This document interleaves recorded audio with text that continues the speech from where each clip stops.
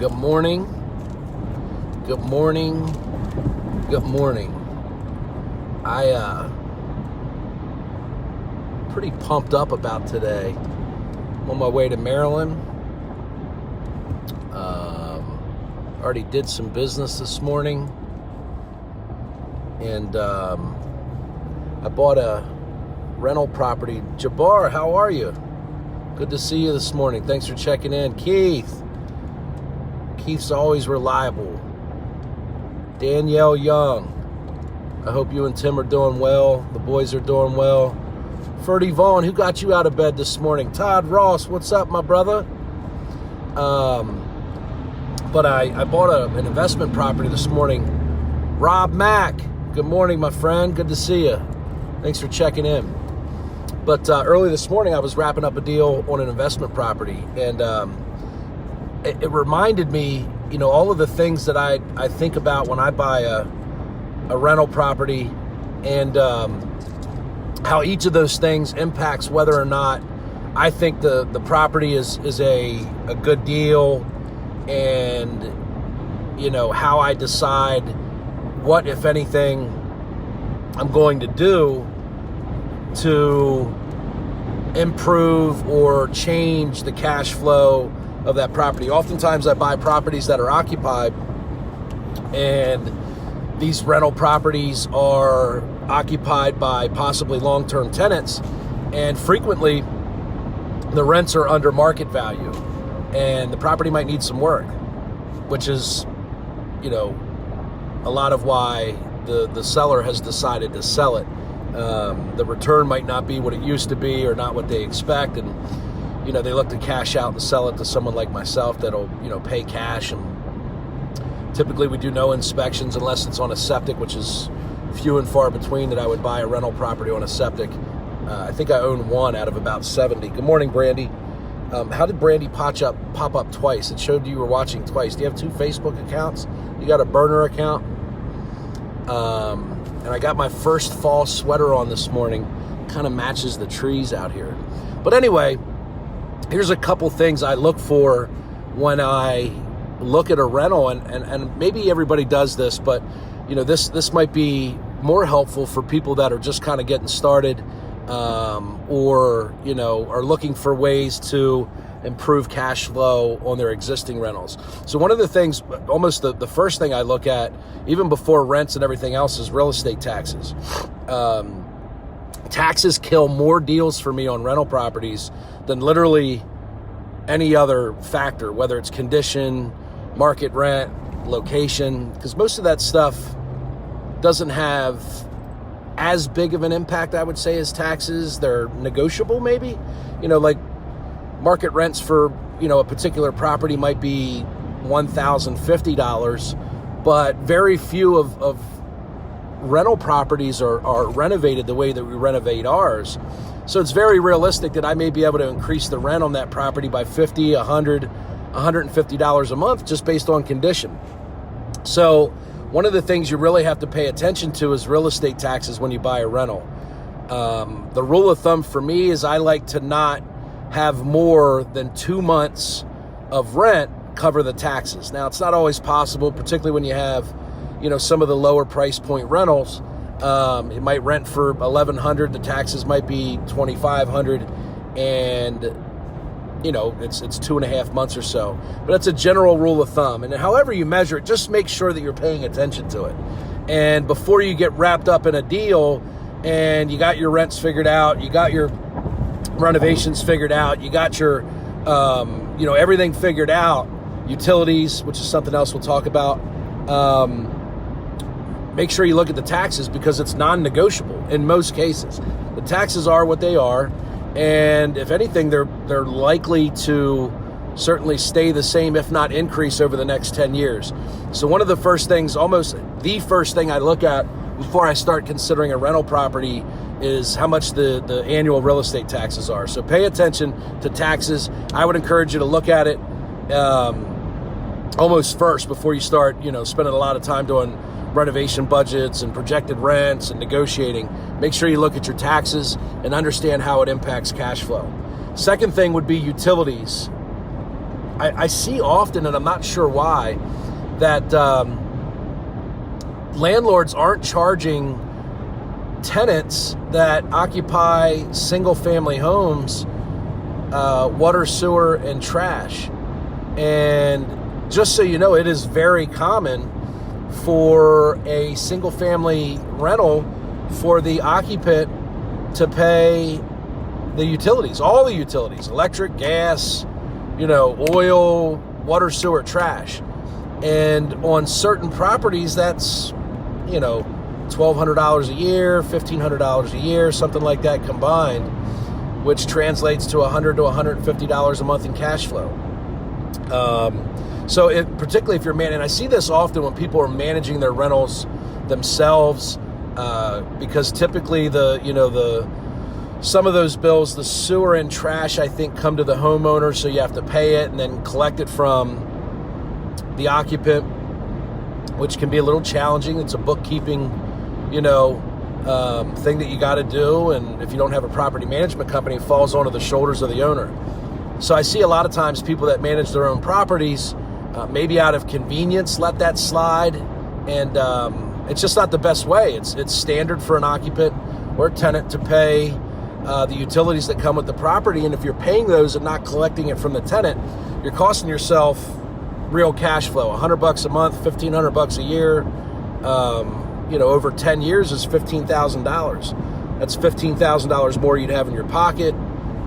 If you're like me, I take a lot of the cash flow and I pay down the principal of the property, because $1,500 a year doesn't really impact my lifestyle or help me do much more investment wise than I could already do. But $1,500 a year back towards the principal balance of the loan, is really going to accelerate how quickly you pay that off and how much equity you have in 10 years. So utilities, I would make sure that you're charging that to the occupant. Even on a 2-unit, 3-unit, it wouldn't be unrealistic for you to split that bill 3 ways. Now, it gets a little tricky because not everybody uses the same amount of water. But the sewer and trash are, very reasonable to split 3 ways in a 3-unit. But again, you'd have to pay it, then get reimbursed by the tenant. Or if you know what that is annually, you can take an average and just add it to the rent, or break it out on their rental statement that it's, $750 a month for rent, $60 a month towards utilities. Shared utilities wouldn't even be that. It would be like $20 a month for utilities. So be aware of utilities. Get your tenant to spend or pay all of those utilities. So sometimes the reason you can is if you don't have separate electric services, which is a big deal when you're looking at a rental. If you don't have separate electric services, amongst other things, it's really difficult or impossible to charge the tenant's electric, because you don't know between the first floor and the second floor who's using what.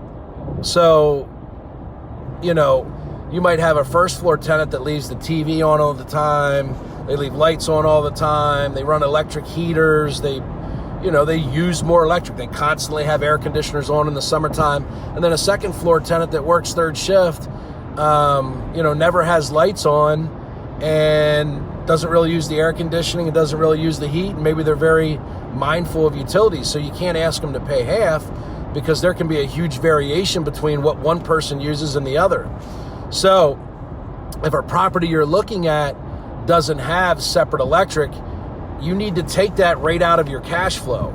And the biggest problem is it's an unpredictable number. It's not like, sewer and trash where it's $200 a quarter and never really fluctuates.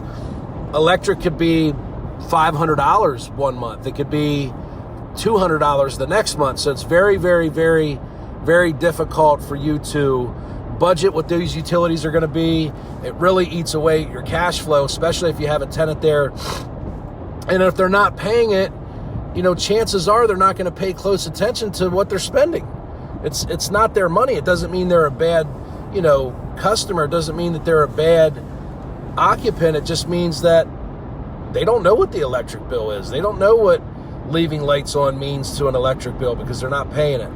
So I would encourage you, if you're looking at the multi-unit know what it would cost to separate electric. The same thing goes for heat. Like if you have gas heat. Russ, good morning. How are you? Lou Rivera, good to see you, sir. Justin Mao, good morning. Matt, good morning. Uncle Dan, how's it going? Julius, good morning. So heat is another huge thing, particularly in the summertime. You know, my wife keeps the house 75 degrees when I'm not home. Our heating bill would be $800 a month if it was up to her. I keep it 68. The heat rarely runs. My gas bill, might be $180. So when you don't have separate heat, it becomes the landlord's responsibility to pay it, and it's an unpredictable amount. It's virtually impossible to be fair and charge that to the tenants equally. It's really not possible to do. You're going to get a lot of issues and problems because there's no way to gauge how much each person used. So, which leads me to my final point, which is I literally, when it comes to the collection of rent, the facilitating of maintenance requests, which we have over 70 properties under property management, and I get anywhere from 3 to 5 maintenance emails a day about certain things, whether it's a annual city inspection or a leaky sink or a screen door that came off the hinges or a front door that doesn't close properly or a furnace that's making noise or a storm that blew off a gutter. I mean, the list goes on and on and on. And I can't imagine what it would be like if I had to field, all of those calls. It would A, drive me crazy, and B, I don't know that I could keep up and do right by, the clients that I have, the occupants that I have in these properties, to respond to these things in a timely fashion the way that they deserve. So one of the things that's really important to me, and I think you should pay attention to if and when you search for a property management company, would be their response time to maintenance, and then the ease of submitting a maintenance request by a tenant. Like the company that we work with, Slate House, has an online portal, so a tenant just has to, they can literally do it from their phone. They plug in a maintenance request with maybe a picture of a detail what's going on.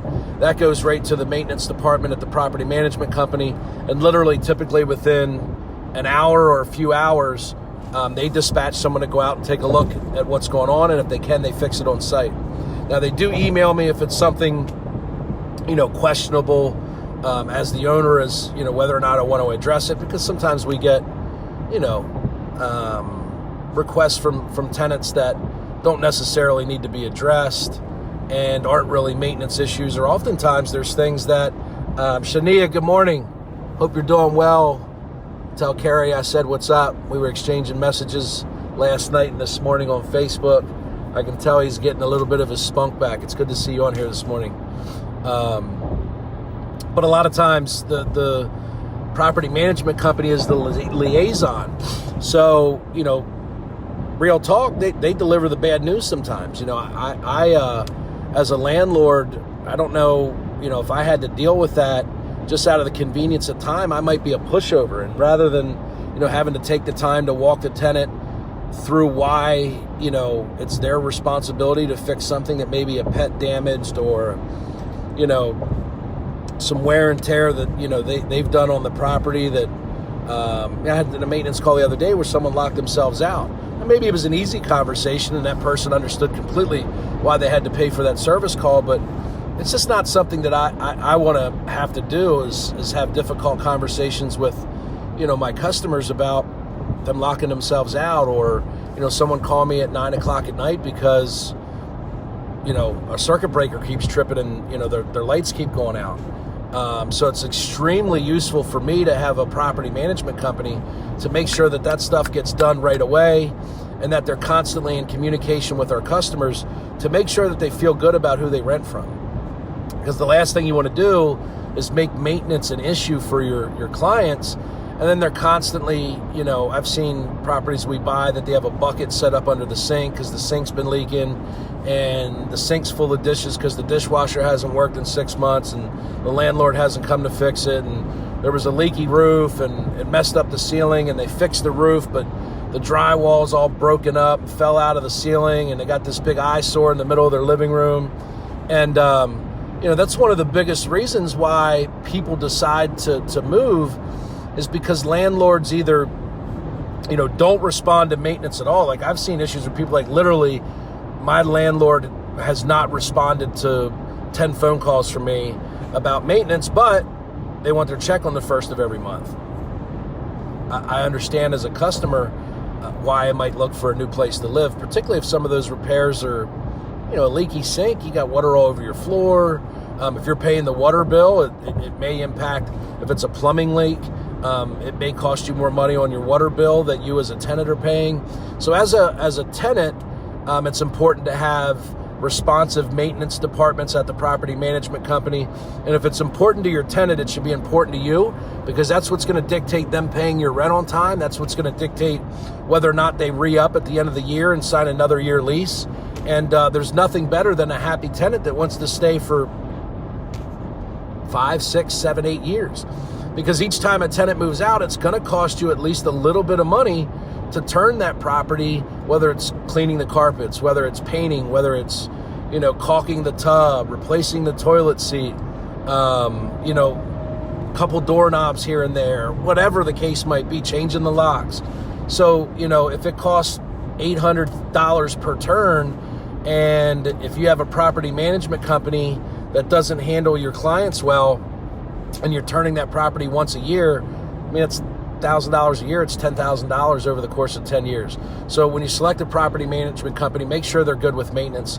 Make sure that they have really solid marketing channels in place to attract tenants to your property, and make sure that they have professional leasing consultants that are available to be able to show your property when it's vacant, and ask them about how quick their average turn is. How quick is their average turn? How quick can they take a property from a tenant moved out to now it's turned and it's ready for a new tenant, and when they show it, it doesn't smell, it's not dirty, it looks renovated, and someone's going to want to live there. So those are a couple tips for you if you're thinking about being a landlord, you want to build a rental portfolio, or maybe you're struggling with your current rental portfolio now. If you have any questions, reach out to me. If you're interested in buying turnkey rentals where literally none of that you have to worry about, go to paturnkeys.com. That's paturnkeys.com. We have a full inventory of fully renovated, professionally managed, already leased properties available for sale. I hope you guys have a great day. Peace, and I'll see you.